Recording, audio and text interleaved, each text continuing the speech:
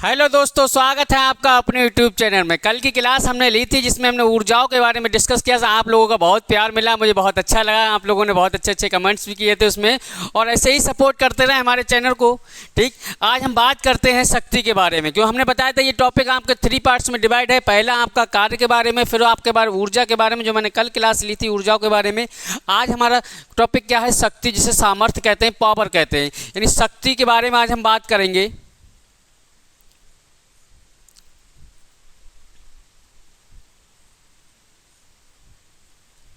ठीक, शक्ति के बारे में बात करेंगे। तो शक्ति के बारे में आप जानते हैं, शक्ति का मतलब क्या होता है? पावर। पावर में क्या होता है, इसकी डेफिनेशन क्या देते हैं बेटा? कि अगर मान लो, मैं डेफिनेशन लिखता हूं फिर समझाता हूं। किसी वस्तु द्वारा किया गया कार्य W। आप कोई भी कार्य करेंगे तो कार्य को करने में क्या लगता है? समय, तथा कार्य को करने में लगा समय T के अनुपात को शक्ति या सामर्थ्य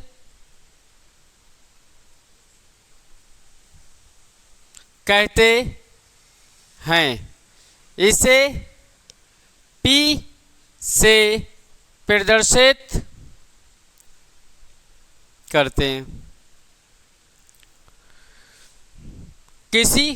हमने क्या बताया? किसी वस्तु द्वारा किया गया कार्य और कार्य को करने में लगा समय के अनुपात को क्या कहते हैं? शक्ति कहते हैं। यानी P बराबर W अपॉन में T। P बराबर W अपॉन में T। जाहिर सी बात भाई, किसी भी काम को जब आप करेंगे तो समय तो लगना ही लगना है। तो जो कार्य किया गया वो और कार्य को करने में लगा समय के अनुपात को क्या कहते हैं? पावर कहते हैं। या इसकी एक डेफिनेशन और दे सकते हैं। यदि हम T बराबर कितना ले लें? 1 सेकेंड। 1 सेकेंड ले लें, या तो P बराबर W अपॉन T, ये एक डेफिनेशन हो गई। एक डेफिनेशन में इस फॉर्मूले से आपको बताता हूं। यदि हम क्या करें, T बराबर ले लें 1 सेकेंड, 1 सेकेंड ले लें, 1 मिनट ले लें, 1 घंटा ले लें। अच्छा, एक यूनिट को ही हम कहते हैं एकांक समय। क्या कहते हैं?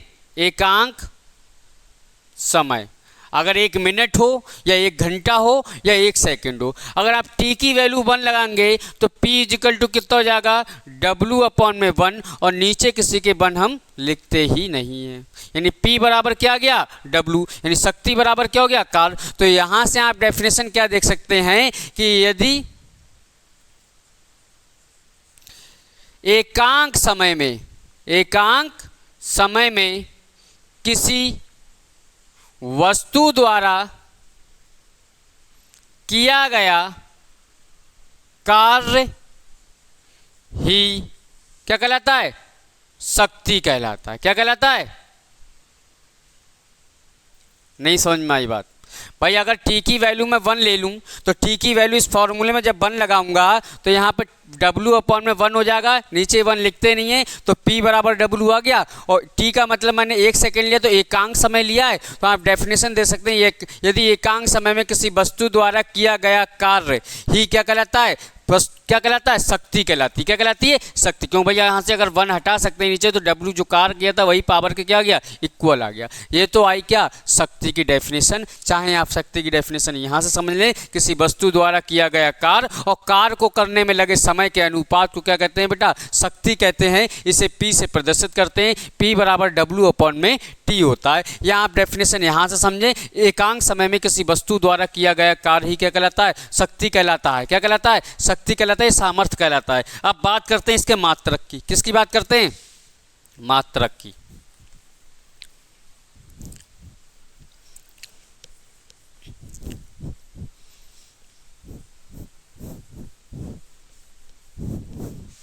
अच्छा, पहले बात करते हैं कि शक्ति कैसी राशि है। शक्ति या सामर्थ्य कैसी राशि है? एक अदिश राशि है। कौन सी राशि है? अदिश राशि है। क्यों है?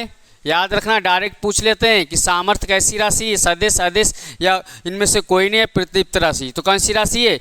अदिश राशि है। क्यों? क्योंकि P बराबर हमने क्या पढ़ा, W/T। कार्य हमारे पास कैसी राशि? अदिश राशि। कैसी? अदिश। और समय भी हमारे पास कैसी? अदिश। और अदिश से अदिश को जब भाग देते हैं तो क्या मिलता है हमारे पास? अदिश। यानी हम कह सकते हैं कि शक्ति हमारे पास कैसी राशि है? एक अदिश राशि है। याद रखना इस बात को, ठीक। अब बात करते हैं इसके मात्रक की।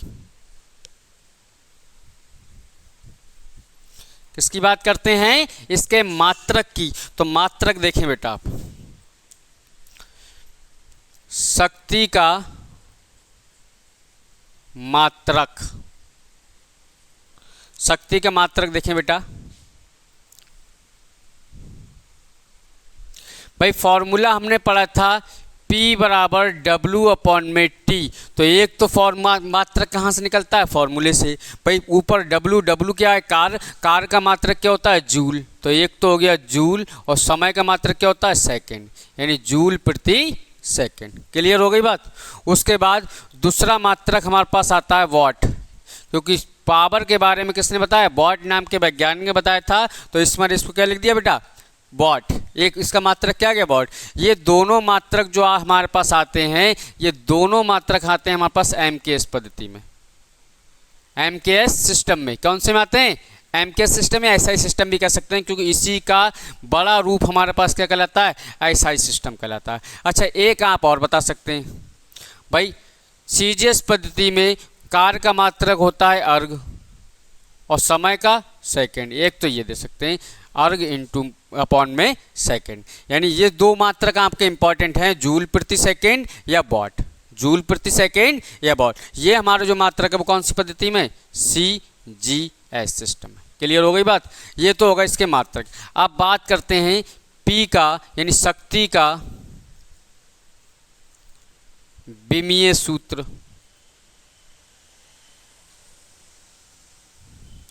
शक्ति का विमीय सूत्र। तो विमीय सूत्र भी कहाँ से निकलता है? फॉर्मूले से ही निकालते हैं। देखो भाई, विमीय सूत्र P बराबर W/T है, तो W यहाँ हमारे पास कार है, कार का विमीय सूत्र होता है ML/T-2। मैंने लिखवाया है बेटा कल आपको, ML/T-2। और समय का जो होता है वो क्या होता है? Capital T। इस T को जब ऊपर ले जाएंगे तो माइनस की दो पहले से थी, एक और बढ़ जाएगी, क्या हो जाएगा? ML/T-3। बहुत ही पूछा जाता है कि सामर्थ्य या शक्ति का विमीय सूत्र क्या होता है? ML/T-3। इसकी विमा की बात करें तो जो विमीय संकेतों के ऊपर जो पावर लगी होती है वही हमारी क्या कहलाती है? विमा कहलाती है। क्लियर हो गई? यानी हमने उसके मात्र पुलिस कांस्टेबल की तो आप तैयारी कर ही रहे हैं, तो यूपी पुलिस कांस्टेबल की तैयारी को और बेहतर आप कैसे कर सकते हैं? तो आपके पास ये बुक आती है एक चक्षु पब्लिकेशन प्रकाशन की, जो आपकी एकदम यूपी पुलिस कांस्टेबल के सिलेबस पर ही आधारित है। तो इस बुक को मैं आपको दिखाता हूं, देख लीजिए। ये आपकी क्या है? एक स्टडी गाइड है, ठीक है। ये आपकी क्या है? स्टडी गाइड है। कहने का मतलब है आपको इसमें हर एक सब्जेक्ट जो भी आपका यूपी पुलिस कांस्टेबल में पूछा जाएगा, जैसे सामान्य ज्ञान, सामान्य हिंदी, और आपकी रीजनिंग है, आपकी मैथमेटिक्स है, करंट अफेयर है, और उत्तर प्रदेश पुलिस विभाग की सामान्य जानकारी, जो कि बहुत इंपॉर्टेंट आपकी हो जाती है इस एग्जाम के लिए। वो सभी कुछ आपको इस स्टडी गाइड में देखने को मिलेगा। और दोस्तों, इसमें आपको 5 सॉल्व पेपर भी मिलेंगे और 3000 प्लस आपको बहुविकल्पीय प्रश्न मिलेंगे, जो बहुत ही तैयारी आपकी जो है एक तैयारी में इम्प्रूवमेंट लेकर आएगी। तो कुछ मैं आपको दिखा देना चाहता हूँ। सबसे पहले आपको इसमें दिखेगा विषय सूची या फिर सिलेबस दिखेगा, सामान्य हिंदी आपको दिखेगी, आपको जो है रीजनिंग दिखेगी, ठीक है। इस प्रकार से ये बुक आपको देखने को मिलेगी, जो कि आपकी क्या है? एक स्टडी गाइड है, ठीक है। तो आप इस बुक को जो है परचेस कर सकते हैं। अच्छा, इस बुक से आपने मान लीजिए कोई टॉपिक किया, कोई चैप्टर आपने इस बुक से कंप्लीट किया, उसके बाद में हमें क्या करना है? उसके बाद में हमें करना है प्रैक्टिस सेट। तो प्रैक्टिस सेट कहाँ से करें? चलिए दिखाता हूँ। तो यही चक्षु पब्लिकेशन की आपकी प्रैक्टिस सेट भी आपको देखने को मिलेंगे कांस्टेबल के, ठीक है। इसमें 8 जो है सॉल्व पेपर मिलेंगे और आपको 10 प्रैक्टिस सेट मिलेंगे। इसका भी लिंक दोस्तों हमने डिस्क्रिप्शन में दिया है, तो आप इन दोनों बुक को जो है परचेस कर सकते हैं। और भी बेहतर तैयारी के लिए चक्षु पब्लिकेशन बहुत ही अच्छा जो है आपका पब्लिकेशन है, और बहुत अच्छा दोस्तों इन्होंने नाम कर लिया है कुछ ही टाइम में। तो आप इस बुक को परचेस कर सकते हैं। नीचे डिस्क्रिप्शन में मैंने दोनों बुक्स के लिंक दे रखे हैं। डेफिनेशन, शक्ति का फॉर्मूला P बराबर W/T, या फिर शक्ति का मात्रक और शक्ति का विमीय सूत्र। अच्छा, कुछ नोट्स याद रखना है कि हमें पास 1 किलो में कितने वाट होते हैं, या 1 मेगावाट में कितने, 1 मेगावाट में कितने वाट होते हैं, इसको याद रखें। ये डायरेक्ट पूछ लिए जाते हैं कि 1 किलो में बराबर कितना होता है, और 1 मेगावाट में कितने वाट होते हैं, या 1 HP में, हॉर्स पावर जिसे कहते हैं, इसमें ये डायरेक्ट पूछ लिया जाता है। तो 1 किलो में होते हैं 10⁻³ वाट। याद रखना, 1000 वाट मतलब 10⁻³ का मतलब 1000 वाट। और 1 मेगावाट में होते हैं 10⁻6 वाट। याद रखना इस बात को कि 1 किलो में कितने वाट होते हैं, 10⁻³ वाट। 1 मेगावाट में कितना होता है, 10⁻6 वाट। और 1 हॉर्स पावर में, ये बहुत पूछा जाता है, 1 अश्व शक्ति, इसे क्या कहते हैं हिंदी में, अश्व शक्ति या हॉर्स पावर, इसमें होते हैं 746 वाट। ये 1 हॉर्स पावर की पावर होती है 746 वाट। याद रखना इसको, 1 किलो में कितने होते हैं, 10⁻³ वाट यानी 1000 वाट। 1 मेगावाट में कितने होते हैं, 10⁻6 वाट। और 1 हॉर्स पावर में कितने होते हैं, 746 वाट। ये ज़्यादा ही इंपॉर्टेंट है, इसको बहुत जल्दी डायरेक्टली पूछ लेते हैं। इनका तो हम न्यूमेरिकल में यूज़ करते हैं, इनका क्या करते हैं, न्यूमेरिकल। लेकिन इसमें ऐसे पूछ लेता है कि 1 हॉर्स पावर में कितने वाट होते हैं। ऑप्शन तुम्हें 746 भी देगा, और उसके बाद और भी ऑप्शन होंगे, अच्छा, तो वो भी दे सकता है। तो आप कौन सा लगाएंगे, 746 वाट होते हैं। कितने होते हैं, 746 वाट। अच्छा, एक सामान्य मनुष्य में, एक सामान्य मनुष्य में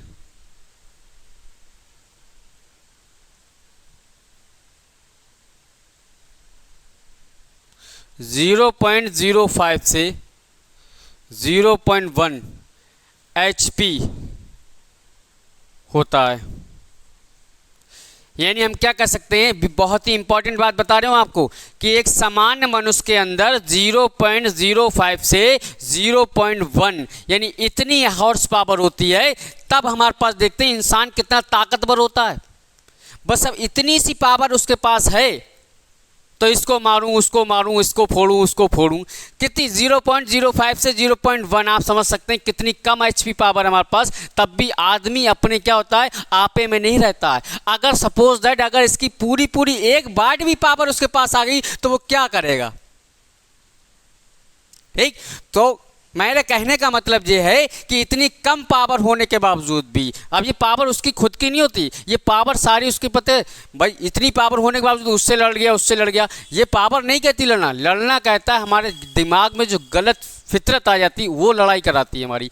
देखो भाई, इतनी पावर होने के बावजूद भी हम 1 HP में कितनी पावर, 746, इतनी पावर होने के बावजूद भी हम एक हॉर्स को क्या करते हैं, कंट्रोल में ला सकते हैं। भाई किसकी बदौलत ला रहे हैं, माइंड की बदौलत ही तो ला रहे हैं ना भाई। उसके पास तुझे पता चला मेरे पास इतनी पावर, इसके पास तो जरा सी पावर, तो ये मैं इसकी कंट्रोल में कैसे आ जाऊँ, ना सिर्फ माइंड के बदौलत, ठीक। तो मेरे कहने का मतलब ये है कि आपको ये क्या करना है, याद करना है, मोस्टली क्या याद रखना है, 1 किलो में कितने, 10⁻³ वाट, 1 मेगावाट में 10⁻6 वाट, और 1 746 वाट। अब बात करते हैं, ये हमारा टॉपिक पूरा क्या हो गया, लगभग खत्म हो चुका है। बस थोड़ी सी बात और रह गई, संघट्ट की, कॉलिजन की। तो कॉलिजन के बारे में आपको बता देता हूँ। कभी कभी एक क्वेश्चन पूछ लिया जाता है कि प्रत्यानयन गुणांक के बारे में पूछ लिया जाता है, ठीक। तो हम बात करते हैं किसकी, संघट्ट की।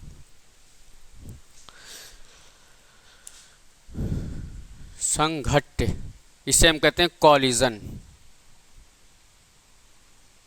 कॉलिजन का मतलब होता है टक्कर। क्या होता है, टक्कर। तो देखो बेटा, होता क्या है, आपने देखा होगा कि 2 वस्तु में, एक वस्तु ये है, एक वस्तु ये है, ठीक। इसका द्रव्यमान m1 है, इसका द्रव्यमान कितना m2 है। ये भी इधर की ओर गतिमान है, ये भी, मगर इसका वेग कितना है, u1 है, इसका वेग कितना u2, ये u1 वेग से गतिमान है और ये वाली वस्तु जो है वो कितने वेग से गतिमान है u2। बस कंडीशन है कि u1 वेग ज़्यादा है किससे, u2 से। इस वाली वस्तु का वेग कितना ज़्यादा है किससे, इससे। यानी ये तेज़ चल रही है, हल्के चलिए, तो जाहिर सी बात है ये वस्तु तेज़ चलेगी तो आगे जाकर ऊपर ये क्या होंगे, टकराएंगे। क्या होंगे, टकराएंगे। ये टक्कर ही हमारी क्या कहलाती है, संघट्ट कहलाती है। क्या कहलाती है, नहीं समझ में आई। भाई देखो, ये m1 और ये m2 द्रव्यमान की दो वस्तुएं u1 u2 वेग से चल रही हैं। इसका वेग ज़्यादा है पहली वाली का, दूसरी वाली का कम। ये तेज़ चल रही है, हल्के चली, तो जाहिर सी बात कुछ समय बाद आकर ये क्या होंगी, आपस में टकराएंगी। इसी टक्कर को हम क्या कहते हैं, संघट्ट कहते हैं। क्या कहते हैं, कॉलिजन कहते हैं। अब इसमें भी कई कंडीशन होती हैं। या तो ये दोनों ठोस हैं वस्तुएं, जब ठोस होंगी तो टकराने के बाद क्या होंगी, तीन कंडीशन बनती। अगर ये m1 वाली वस्तु m2 से टकराए तो या तो ये कर सकती है कि भाई m1 को यहाँ से टकराई, टकराने के बाद क्या करती है, टकराने के बाद दोनों अलग अलग वेग से चलने लगती हैं। दोनों अलग अलग वेग से क्या हुई, चलने लगी। ये v1 हो गया और ये कितना हो गया, v2 हो गया। ये टकराने के बाद वेग हो गया। ये टकराने से पहले का वेग था, यहाँ पर टक्कर हुई और टक्कर होने के बाद दोनों का वेग क्या हो गया, बदल गया। आपने कंचे खेले होंगे, खेले ना खेले, तो कंचों में क्या करते हैं, एक कंचा जब यहाँ पर रखा हुआ है, दूसरा कंचा जब आता है उससे टकराया, टकराने के बाद या तो ये होता है ये कंचा इसको हटा देता है, ये कंचा आगे पहुँच जाता है, ये कंचा इसकी जगह आ जाता है, यानी रिप्ले। या तो ये होता है दोनों आपस में टकराते हैं और टकराने के बाद क्या होते हैं, इधर उधर भागने लगते हैं। समझ में आई। तो यही हमारे क्या कहलाते हैं, टक्कर कहलाती है, संघट्ट कहलाती है। अच्छा, ये संघट्ट तीन प्रकार का होता है। कितने प्रकार का होता है, तीन प्रकार का। भाई संघट्ट तभी हो सकती है जब पहली वस्तु का वेग ज़्यादा हो, दूसरी वस्तु का वेग क्या हो। एक हमारे पास होता है प्रत्यास्थ संघट्ट,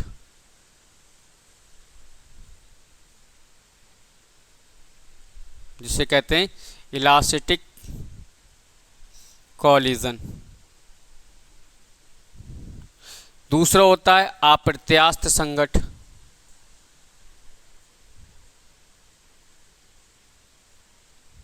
इसे कहते हैं नॉन इलास्टिक कॉलिजन। और तीसरा होता है हमारे पास पूर्ण प्रत्यास्थ अप्रत्यास्थ संघट्ट।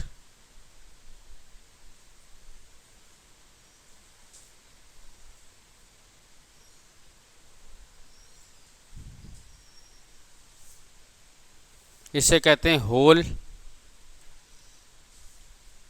Elastic collision. पूर्ण प्रत्यास्थ, अप्रत्यास्थ नहीं, पूर्ण प्रत्यास्थ।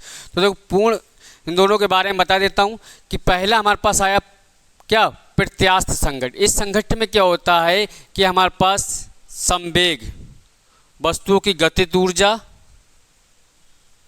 और संवेग दोनों क्या रहते हैं, नियत रहते हैं। ये नियत का मतलब नहीं बदलते हैं। इस संघट्ट में, इलास्टिक कॉलिजन में क्या होता है, दो वस्तुएं जब आपस में टकराती हैं, टकराने के बाद उनकी गतिज ऊर्जा और संवेग नहीं बदलते हैं। इसी संघट्ट को हम कहते हैं प्रत्यास्थ संघट्ट। अप्रत्यास्थ में क्या होता है, इसमें हमारा संवेग तो क्या रहता है, नियत रहता है, लेकिन गतिज ऊर्जा क्या रहती है, बदल जाती है, या फिर बदल जाती है, या फिर नियत नहीं रहती है, नियत नहीं रहती है। ठीक। उसके बाद पूर्ण प्रत्यास्थ संघट्ट में क्या होता है, इसमें संवेग और गतिज ऊर्जा दोनों नियत नहीं होती हैं। यानी पहली कंडीशन में क्या होता है कि ऐसा संघट्ट जिसमें गतिज ऊर्जा और संवेग दोनों क्या रहते हैं, नियत रहे, ना बदलें। दूसरे में अप्रत्यास्थ में, नॉन इलास्टिक में क्या होता है कि संवेग तो नियत रहता है लेकिन गतिज ऊर्जा क्या होती है, बदल जाती है। पूर्ण प्रत्यास्थ संघट्ट में क्या होता है, ना तो संवेग नियत रहता है और ना ही हमारी गतिज ऊर्जा नियत रहती है। इसमें हमारे पास क्या आता है, एक प्रत्यानयन गुणांक आता है। क्या आता है, प्रत्यानयन गुणांक, जिसे हम किससे डिनोट करते हैं, ई से। किससे करते हैं, ई से डिनोट करते हैं। अगर हमारे पास पूर्ण प्रत्यास्थ संघट्ट है, क्या आता है, प्रत्यानयन गुणांक आता है, पूर्ण प्रत्यास्थ संघट्ट। तो ई का मान हमारे पास होता है 1, कितना होता है 1। पूर्ण अप्रत्यास्थ संघट्ट के लिए ई का मान होता है 0। ठीक, ये बात याद रखना, ठीक है आपको। तो आज की क्लास को हम यही रोकते हैं, क्योंकि हमने पूरा टॉपिक आपको करा दिया, कार्य, ऊर्जा और शक्ति। कार्य, ऊर्जा, शक्ति में बस आपको इसकी डेफिनेशन, मात्रक और विमेय सूत्र आपको पता होना चाहिए, और बाकी ये फॉर्मूला पता होना चाहिए। ये तो मैंने आपको एक्स्ट्रा करा दिया है कि संघट्ट क्या होता है। बात करते हैं कि आज पूरा चैप्टर हमारा ये क्लोज हो गया। अब हम नेक्स्ट टॉपिक के साथ कल मिलेंगे, जिससे कहते हैं गुरुत्वाकर्षण। क्या कहते हैं? ग्रेविटेशनल। अब उसको चैप्टर के साथ मिलेंगे। बहुत ही इंटरेस्टिंग चैप्टर है, थोड़ा बड़ा चैप्टर है, 2-4 क्लासेस उसमें लगेंगी, और उस चैप्टर से बहुत कुछ पूछा जाता है। जिन लोगों को हमारी क्लास अच्छी लगी हो वो लाइक एंड सब्सक्राइब जरूर कर दें, और ऐसे ही हमें सपोर्ट करते रहें, जिससे क्या हमारा क्या हो, मनोबल बढ़ता रहे, और हम आपको अच्छे से अच्छा कंडक्ट क्या करें, प्रोवाइड कराते रहें। इसका मतलब ये है। ठीक है, थैंक यू।